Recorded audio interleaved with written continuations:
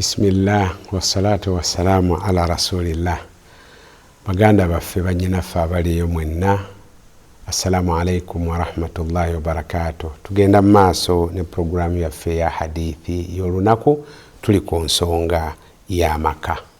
Olwaleero katutunuulire omulyango Imaamu Bukhari gwe yayogera mu kitabo kya Sahih al-Bukhari n'agamba nti babu qawli nabi sallallahu alayhi wasallam man istata'a minkum al-ba'ata falyatazawwaj, nti omulyango guno guli oba gunnyonnyola ekigambo kya nabi sallallahu alayhi wasallama kye yagamba nti omuntu yenna alina obusobozi obuwasa obw'emmaali n'obw'omubiri falyatazawwaj, kimukakatako okubeera nti awasa, ateekeddwa okuwasa. Lwaki?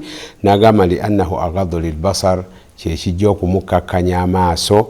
Agamba wa ahsanu lilfarj, kikuume n'ensaaze aleme kubeera nti agenda mu bwenzi oba ebikolwa ebikyamu. Bwe yamala ne yeebuuza ku mulyango ogwo gwennyini n'agamba wa hal yatazawwaju man la araba lahu fi nikah, nti abaffe kikkirizibwa omuntu okuwasa nga ddala talina bwetaavu bwa kuwasa, ng'omuntu oga nti akampase lwa kitiibwa amaanyi ge nga tasobola, talina bwetaavu eri mukyala, era ne bwabeera naye tajja kubeera naye mu nsonga z'obufumbo. Naye n'agamba waayo obutaswala, abantu obutagamba nti gundi talina mukyala kampase. Agamba kikkirizibwa omuntu okuwasa mu mbeera eyo. Kakati hadithi yaffe ejiba ku Alqama ng'ajja ku nabbi sallallahu alayhi wasallam, nabbi yakuŋŋaanya abavubuka n'ababuulirira. Obuvubuka bwe tugamba obuvubuka kigatta abawala n'abalenzi, mwenna abatuuse ensonga y'obufumbo abalina ogikwasaganya. Agamba nti ya ma'ashara shababu, leero n'agamba balenzi nti abange mmwe abavubuka, man istata'a minkum al-ba'ata falyatazawwaj, omuntu yenna mu mmwe alina obusobozi obuwasa ateekeddwa okuwasa. Lwaki? Kakati kwe kunnyonnyola n'alaga nti ekijja okukuuma ensaazo.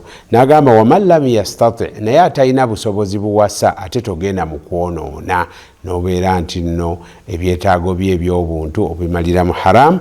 N'agamba nti fa alayhi bisawmi fa innahu lahu wija, oyo kimukakatako okusiiba, waakiri okusiiba kunaamulaawa n'atakola bwononefu.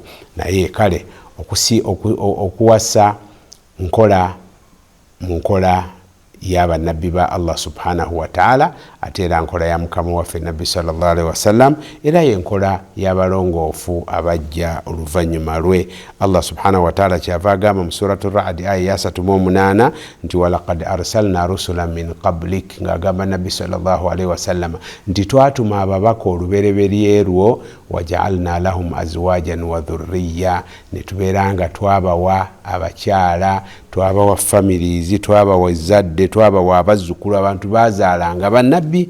Kakati ne tukugamba nti naawe gwani bwe babeera nga bannabbi ba Katonda bazaalanga. Either mpozi nga Umar bwe yagamba ng'alabye omuntu eyali tawasa, n'amugamba nze bwe nkutunuulira oli kimu ku bibiri, either oli mwononefu ng'obwetaavu bwo oba obuntu obumalira mu haramu, oba oli mulwadde. Naye awatali ekyo, nga tolina busobozi bwa mubiri, awatali ekyo teri kikugaana kuwasa ng'osobola okuwasa. Era okuwasa bye bumu ku bubonero obulaga obugunjufu bw'omuntu n'eddiini ye, n'enjawulo eyawukana n'ebisolo. Olaba ebisolo nabyo bimanyibwa ebimu, nebikibeera nti kino kisajja, kino kikazi, kirina kikazi kyakyo, naye ate ggwe omwana Adamu. Tugende mu maaso n'emisomo gyaffe egy'obufumbo, kimu ku kimu tujja kutuuka ku mulamu biidhinillahi ta'ala. Walhamdulillahi rabbil alamin.